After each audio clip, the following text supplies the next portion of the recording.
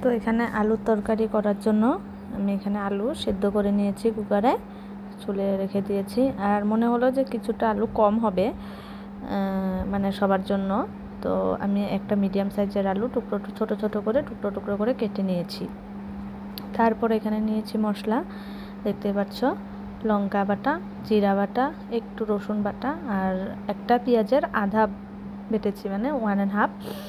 তো একটা আধা বেটে নিয়েছি আর আধা কুচি কুচি করে পলে নিয়েছি, সেটা আমি মানে ফোড়নে দিয়ে দেবো। এই তো আধা পলে রেখে দিয়েছি।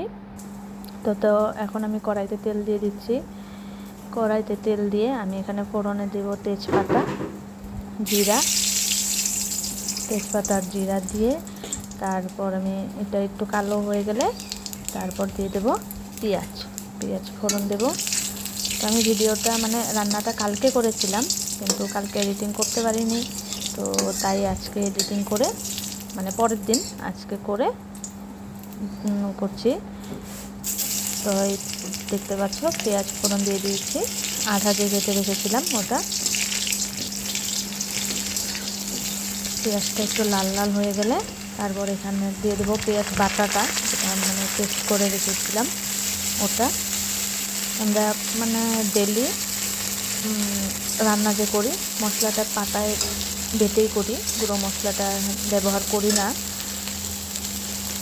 তো তারপরে এখানে এক এক করে আরও যে মশলা করে রেখেছি ওইসব দিয়ে দিব।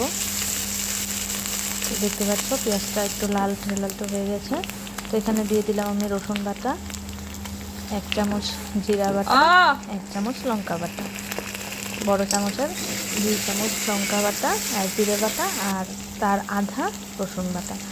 তো তারপর স্বাদ মতো নুন আর হলদি গুঁড়ো দিয়ে দিলাম। এটা এখন আমি ভালো করে ভেজে নেব। গ্যাসের আঁচটা একদম মিডিয়াম থাকবে, বেশি কমিয়েও দেবেন না বা বেশি বাড়িয়েও দেবেন না, তাহলে মশলাটা পুড়ে লাগবে। তো মশলাটা ভাজা হয়ে গেছে।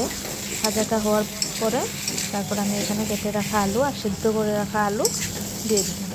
তো দিয়ে আমি এটাও ভালো করে কষিয়ে নেব, মাংস যেভাবে কষায় ওইভাবে কষিয়ে নেব অনেকক্ষণ ধরে।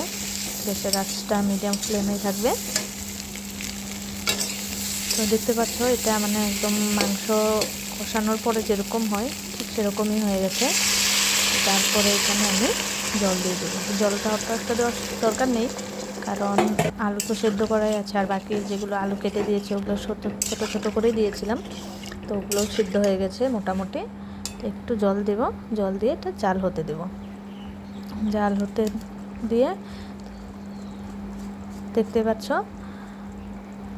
আমার তরকারিটা মানে প্রায় হয়ে গেছে। তো এখন আমি একটু গরম মশলা দিয়ে নামিয়ে নেব। তো আমার আলুর তরকারি রেডি। কেমন লাগলো অবশ্যই জানিও। টাটা।